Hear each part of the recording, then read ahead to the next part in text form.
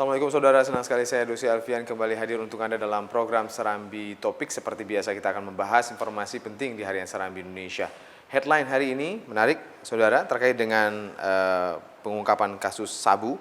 Seorang daftar pencarian orang untuk kasus narkoba ini berhasil ditangkap oleh kepolisian. Tapi yang mengagetkan kita adalah di rumah tersangka itu didapatkan ada 107 bendera bintang bulan di dalamnya. Nah, kita akan berbincang-bincang bersama Wakil Redaktur Pelaksana Harian Serambi Indonesia, Bung Zainal Arifin M. Nur, yang juga Koordinator Liputan Harian Serambi Indonesia. Bung Zainal, Assalamualaikum.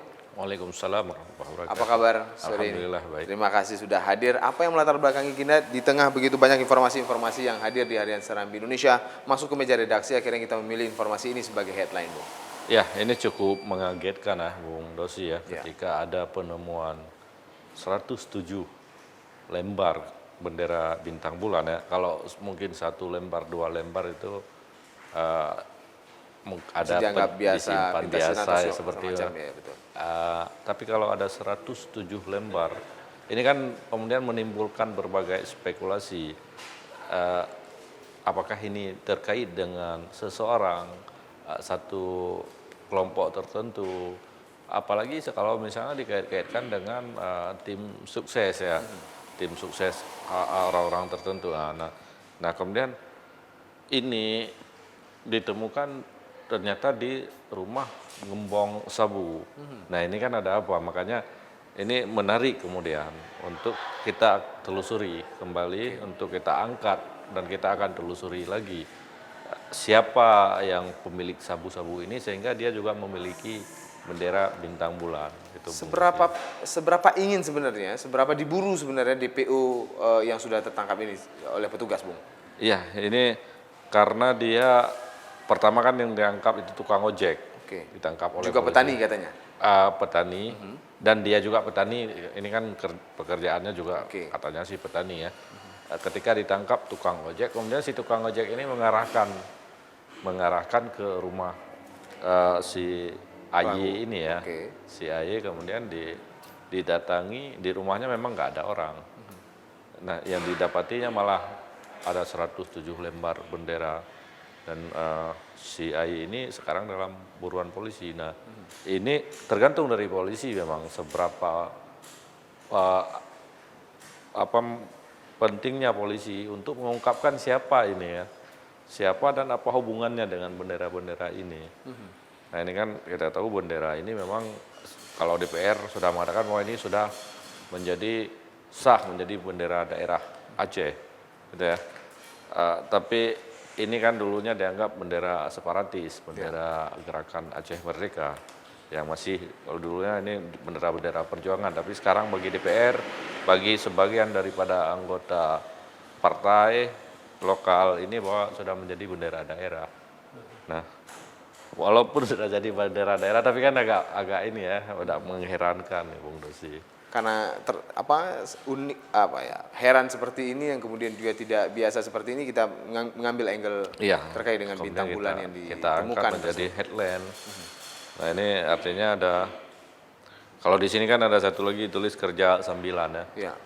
Nah kita kalau kerja sambilan apakah ini kan juga menunjukkan sabu-sabu, peredaran sabu ini sudah sangat luar biasa. Walaupun kita memang menulisnya kerja sambilan, artinya kerja, padahal mungkin ini bisa jadi pekerjaan utama.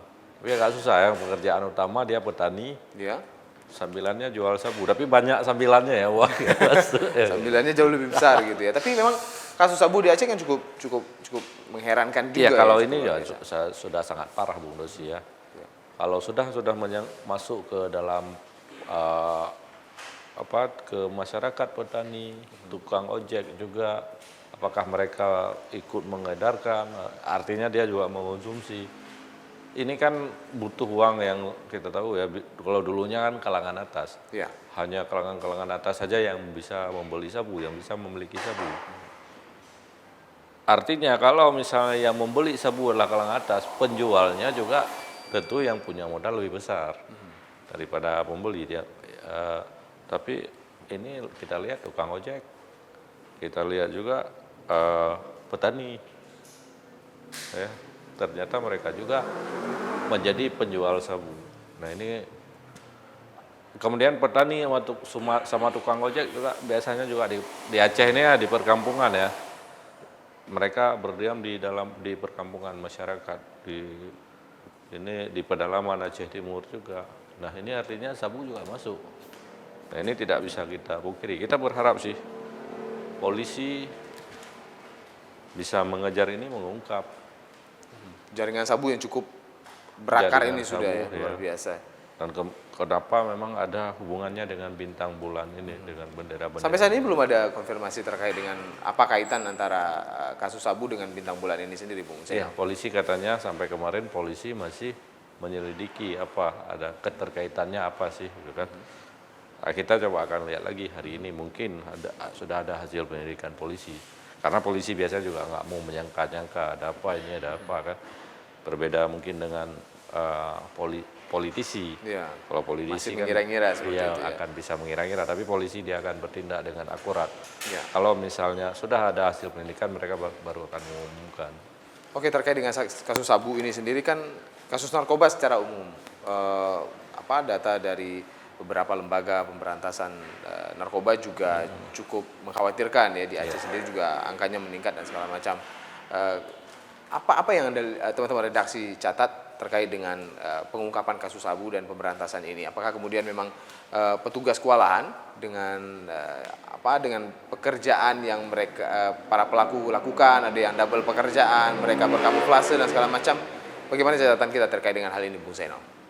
Iya, memang petugas gencar ya, apalagi dengan pergantian di pucuk pimpinan di Jakarta, kepala BNN yang kemarin itu sampai ke Budi Waseso, itu semakin gencar saja, termasuk ke daerah juga sangat gencar. Tapi ya itu karena memang ini terkadang kita semakin gencar itu semakin juga semakin banyak akalnya gitu ya. Banyak akalnya. Mereka juga punya jalur-jalur sendiri. Mereka juga kan kita tahu juga pengedaran sabu bahkan dikelola dari dalam penjara seperti yang sempat kita informasikan seperti itu. Apakah ini kemudian menggambarkan bahwa belum ada jalan keluar terkait dengan pemberantasan narkoba ini, Bung? Ya, sampai kalau kita melihat mereka sampai mengatakan bahwa ini kita darurat narkoba ya. Pengungkapan itu kasus terkadang memang kita menganggap ini kok sampai sudah ke penjara segala macam ya, di dalam LP mereka mengendalikan sabu. Sebenarnya kadang-kadang juga dari dulu, tapi cuma nggak terungkap, baru terungkap sekarang. Kita kaget, ternyata mereka mengendalikan dari sana. Masih banyak pekerjaan rumah lain yang terkait dengan pemberantasan narkoba ini. Apakah kita masih fokus juga di liputan terkait dengan bintang bulan dan sabu ini menjadi? Ya, kita akan coba tanya ke polisi lagi. Kemudian juga kita mencoba melihat mungkin ada perkembangan dari masyarakat ya di sana.